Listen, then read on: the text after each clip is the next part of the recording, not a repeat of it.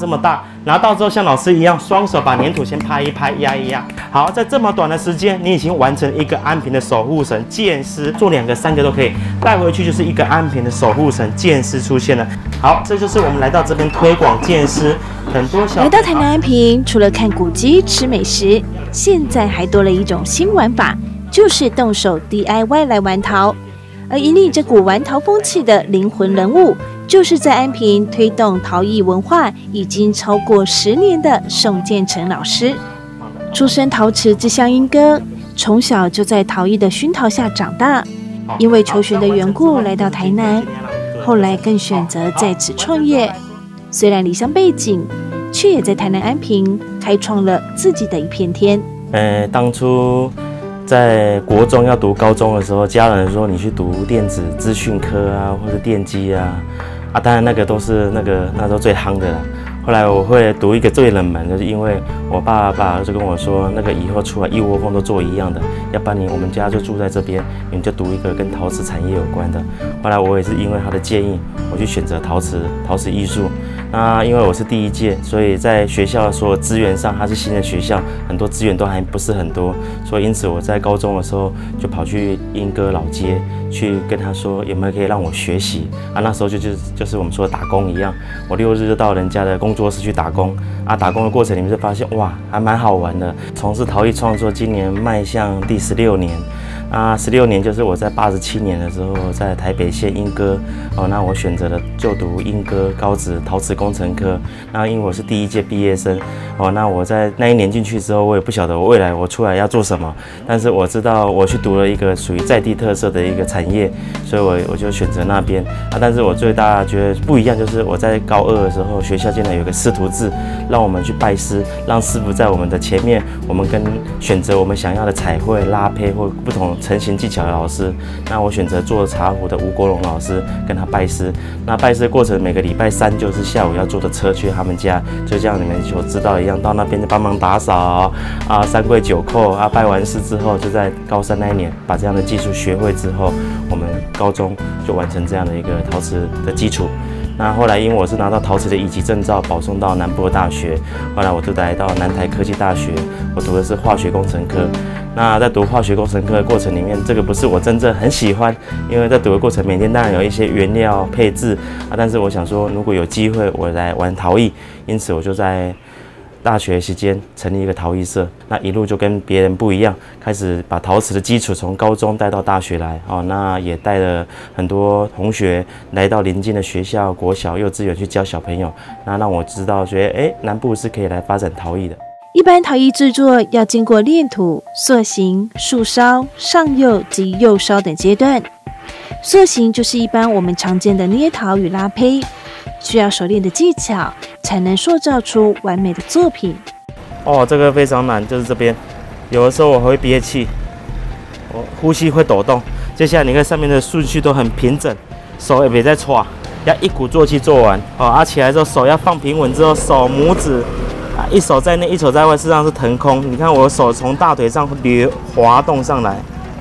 很多人到这时候已经歪七扭八了，所以一定要慢慢渐进。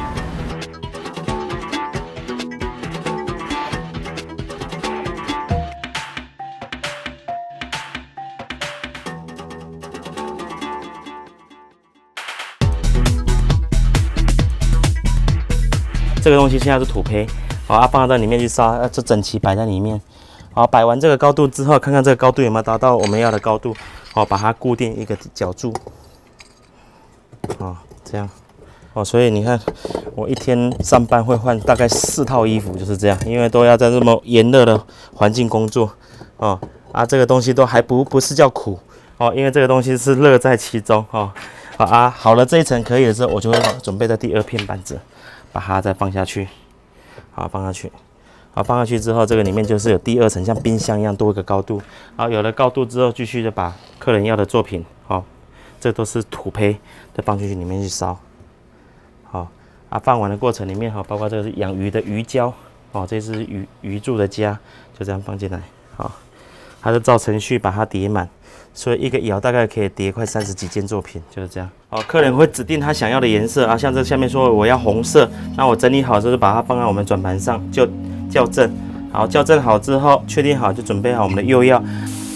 它上面就堆叠红色，哦，逆时针、顺时针，均匀把它喷。上釉时，釉料的研究、开发、调配等非常的重要，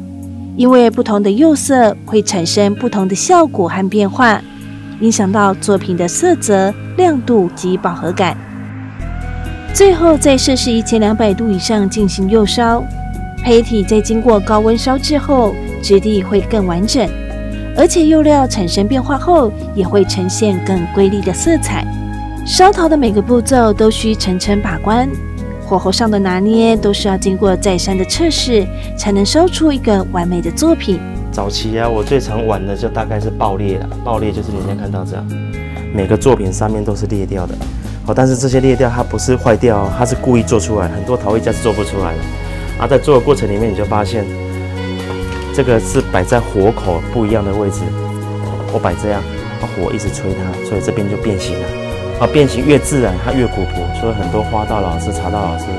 希望借由这样来当他的作品上的茶席上的一个小品，就会特别来跟我说：“宋老师，你再多做一些这种大地裂、这种爆裂，让我做收藏。”那我早期都是大概以难度都以细口瓶为主，这个难度越细，难度越高。到这个阶段如果没有控制好，脖子马上就断掉。好，所以我早期有一系列的作品都是以这种细口瓶系列来延续。你现在看到这个就是安平最有名的天目，哦，天目就是天上的天，哦，目。这很目光啊，但是这个就是一颗眼睛的意思哈。这个是用3氧化2铁去烧出来，所以它烧出来都独一无二。好啊，在烧的过程里面，这个如果今天这个里面铁加的比较多，这也是一个磁铁，它会有吸附，它会粘住。哦，所以它是重铁。好，很多女生买这回去，它会释放铁离子。哦，那这些东西是让作品就是在上面呈现它的温润感以外，把这个铁质藉由高温的一个技巧变化把它烧出来。哦，所以很多没有烧好，整个都是全黑，但也烧的 OK， 它上面就会有这样的一个肌理出现。哦，这是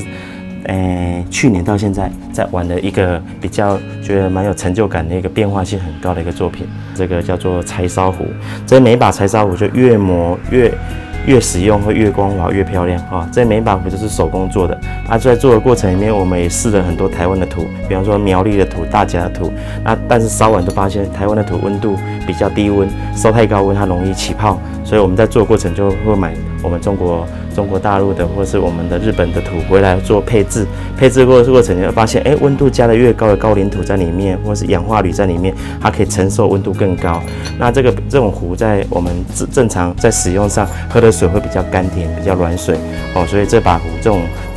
呈现的方式都是以手工的方式来做。那做完之后，很多消费者来或者是我们的收藏者来看到，今天这把壶的落灰、火纹哦，或者它肌理不一样，他就会选择这样做一个收藏。宋老师的作品主打平价使用生活陶，生活陶就是跟生活很贴近的陶艺，着重实用性。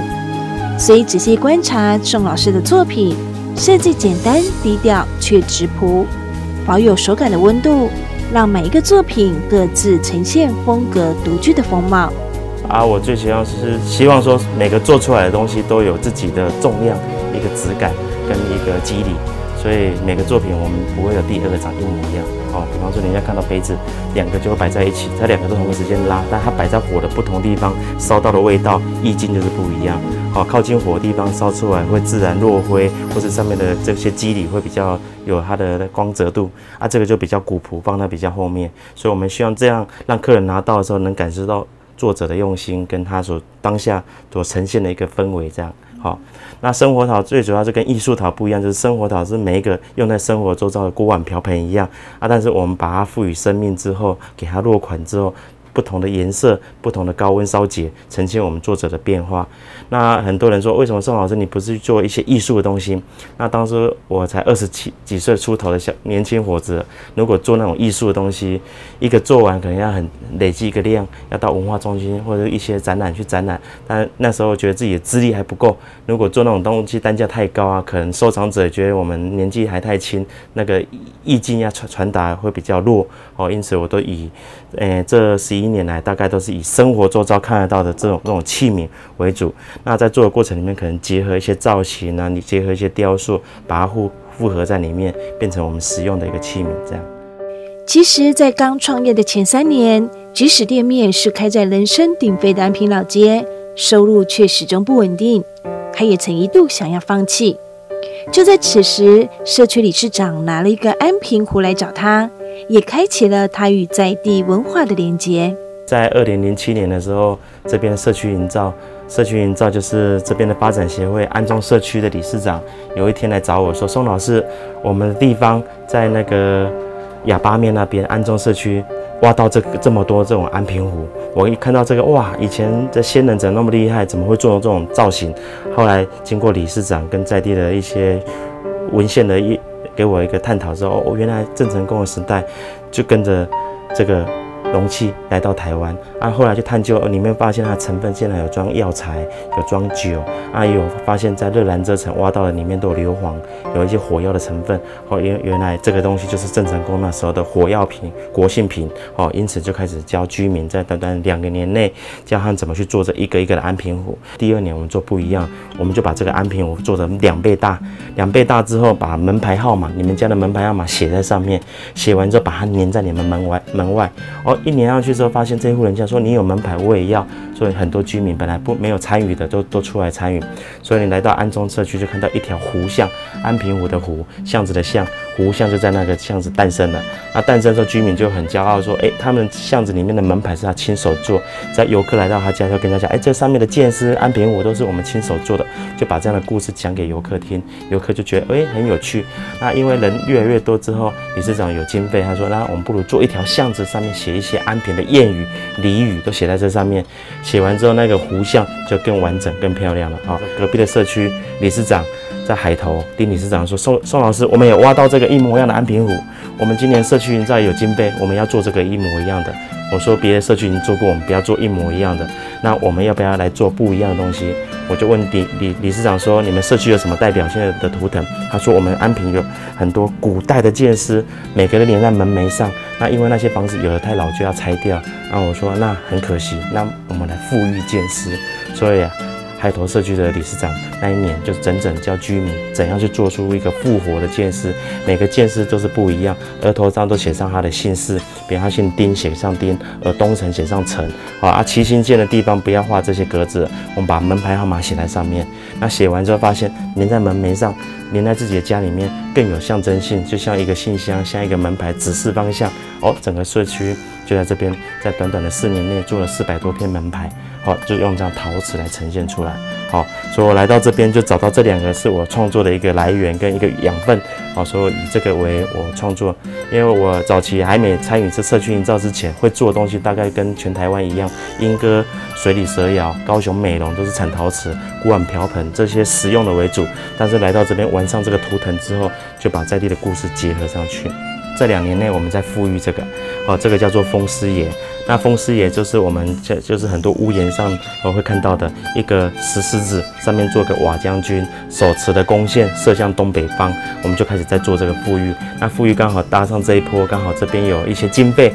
就把这样的一个故事把它传达出去。那这边有很多社区也因为知道这风狮爷有在地的图腾故事，他会希望说，每个爸爸妈妈他们就亲手来到这边来捏、来柴烧、来亲手做啊。有的这个风狮爷上面你看到这样是一个。这只风狮爷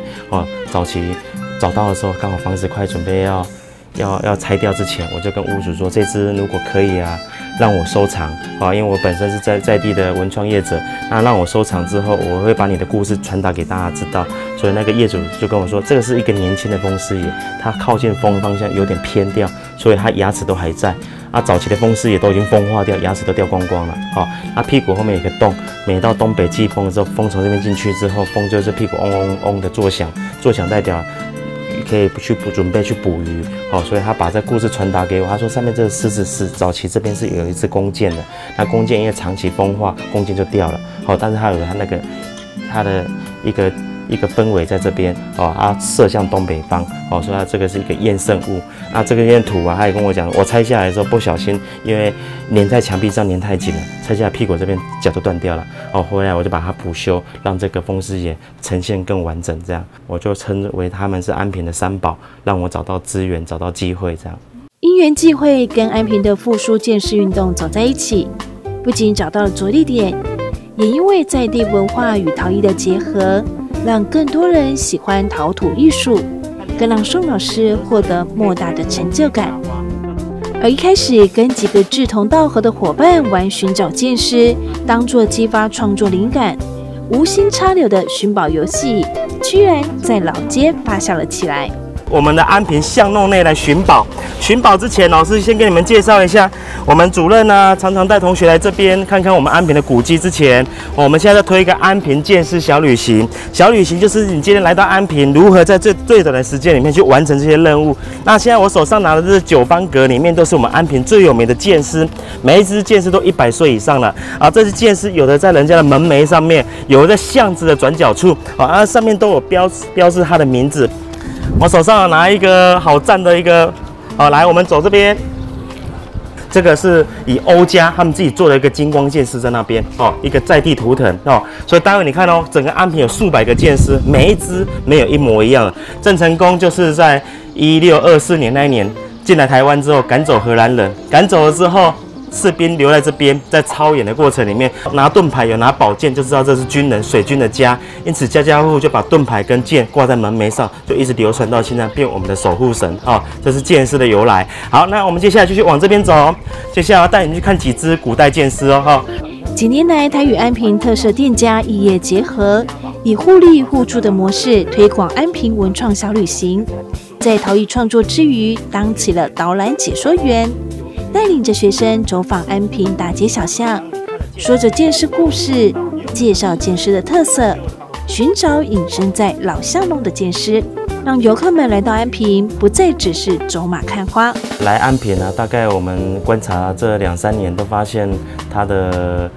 来参观的人数越来越少，有降低。接下来之前在2年前，因为地震登革热事件，让这边有一些就是店家都发现说，整个大环境都改变了。那大环境改变不是我们不好，是因为我们的东西可能没有更多吸引他们的地方，他可能要选择更多的不同的商圈去做一个体验。那我们为了要让这些客人对我们过去的支持，所以我们想说把它变成一个套装的课程。所以来到安平，我今年就是慢慢把安平的活动结合了，比方说有地图。把地图结合在里面，来到这边有几个代表性的点，大家会觉得它是私房景点，专程来找，按图索骥走到这边。那在找到这边的时候，每个店家会就是非常的迎宾，觉得你来到这边，我一定要把您当成我们的贵宾来跟您介绍我们的特色。所以我们借由这样地图，让大家可以来寻宝。那寻宝过程里面发现，我再把安平的剑师如果结合在里面，变成一个游戏，那大家就会想说，这个游戏没有玩过，想要来体验。因为来安平，你可能把车停好，从步行从老街进来，逛到好，可能回去，这样就1个小时的时间。如果把活动结合在里面，还可以让他多停留。多停留过程里面，他会得到这些讯息。为什么这些剑师在这安平的特色是什么那他去找剑师的时候，周围有一些店家也会跟他引导一个方向，跟他说这些特色在我们家的门楣上的剑师的故事意涵。所以来到这边，越让在地的人去传达他的故事之后，消费者就会多停留。那停留，当然这些店家就会有受益，会得到更多的资源进来。那因为办了这些活动，会发现，因为这个都是在地的东西，那我们是外地来的，我们如何让他们留在这边，留得越久，越有一个机会所以这个游戏一办完就发现，大家都鱼帮水，水帮鱼，就把这样的一个活动推广出去。最有名的流鼻血剑师另外的它的官方名称叫异形剑师，都在这边。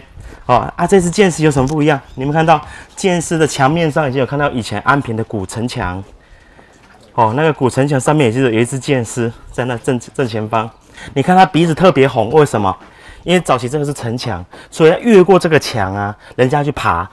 如果没有楼梯，会从哪边先爬？先从凸出来的地方爬，所以额头会先凸出来，鼻孔会先凸出来，所以是踩着它把它踩过去，越过去，所以踩一次就掉一次，踩一次掉一次，所以这个就是流鼻血了所以这次在我们安平很有名。那这个材料白这个就是氧化钙。就是壳，所以我们那时候都捡它这些壳回来研究原来碳酸钙、氧化钙在这边，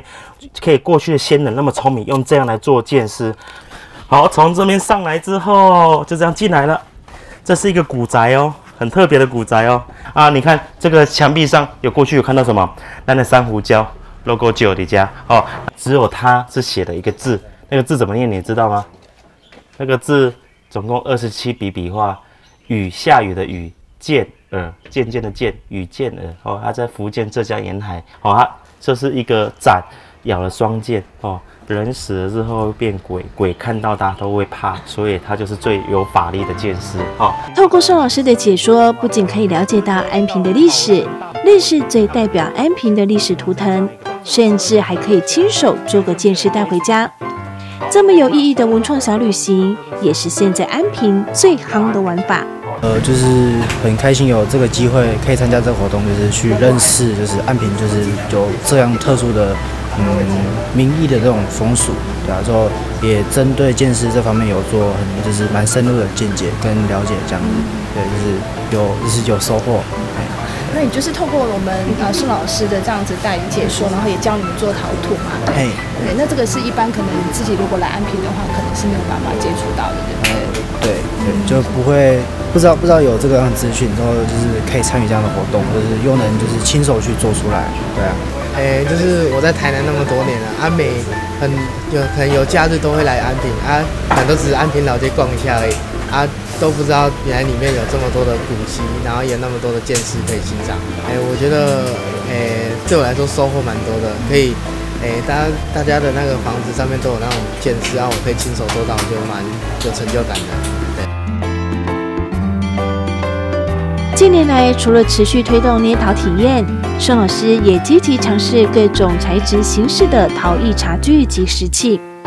像是他收集安平最常见的壳壳，改良成环保陶土，开发低耗能的陶艺制品，也获得了经济部节能减碳绩效奖。我在做的过程里面，可以融入到这个整个安平的这个渔村的这个环境里面，我帮在地找到资源。那一开始在做这些事情，我也想说，我很多东西都仰赖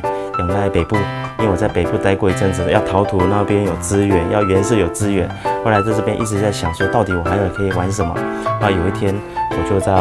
安平吃蚵仔煎的时候，吃完蚵仔煎发现他把蚵仔壳竟然全部废弃物都把它丢到回收桶里面，我觉得这个东西氧化钙。那我以前在读化学的时候，常常用这个材料，我就是去收集人家的废弃物回来。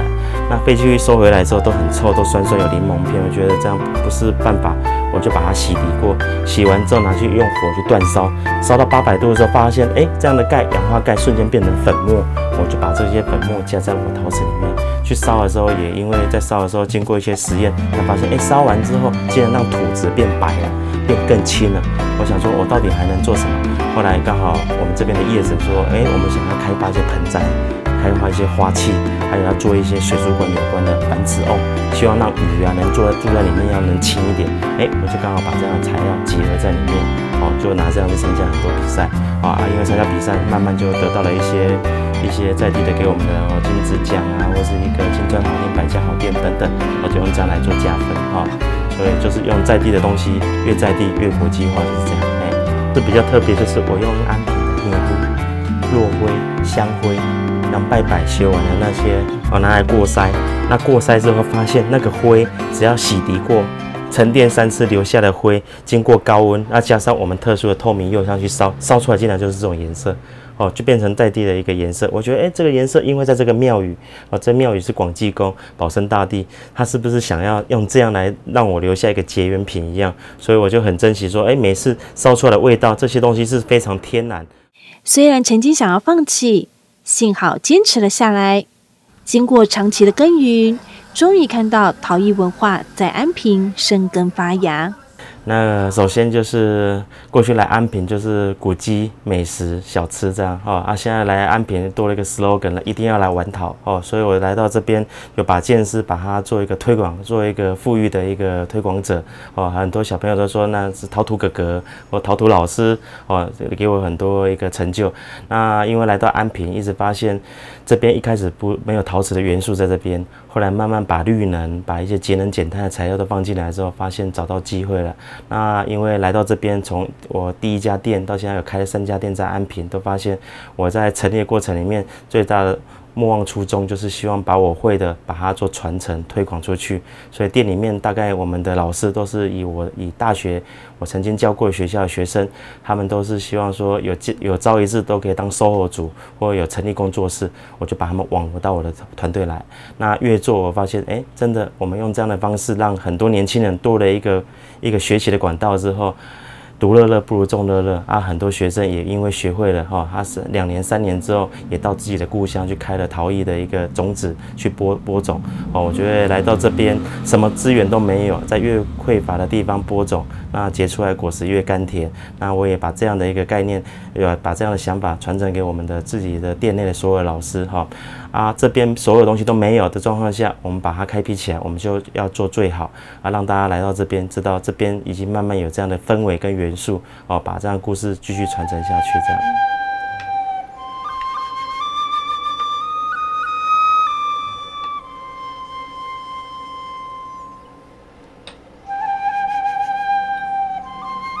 宋建成老师也前往各大专业院校担任业师，教授陶艺技巧，并与茶道结合，期望透过学习茶道，让学生能够静心，集中专注力于眼前的作品。那陶艺这条路非常的寂寞，你一个人在创作过程，不晓得你会做到多久。我当初在创作的时候，我的岳父岳母他要把女儿嫁给我之前，他也发现我每天怎么身上裤子都像做头坠一样他觉得到底有一餐没一餐但是后来一天一年这样过的时候，慢慢做出一点成就那我会跟一些现代年轻人讲说，有努力一定会有收获你不努力绝对没有收获。那在这个过程里面，你可能有老师有贵人，你一定要借由这样的一个帮助之下，让你学到一个基础所以在当初创业过程里面，我没有任何资源，但是有了很多在地的资源跟理事长给我机会，所以我找到了在地的元素，把它变成我的创作，变成现在的这样的基础。所以未来有机会来做一个陶艺工作者，你一定要试着去给人家教把剑把它磨砺磨砺之后，有朝一日你就会准备好了，你就会有完全的一个方向去做开发这样。宋建成用年轻人的创意活力玩出生活陶，结合在地的文化，让安平传统的历史文物再现，玩陶也玩出了一片天。就如宋老师常说的，在匮乏的地方播种，结出的果实也会更甘甜。在没有任何陶艺文化的安平，宋建成靠着自己的努力与坚持，打造安平成为第2个陶艺之乡。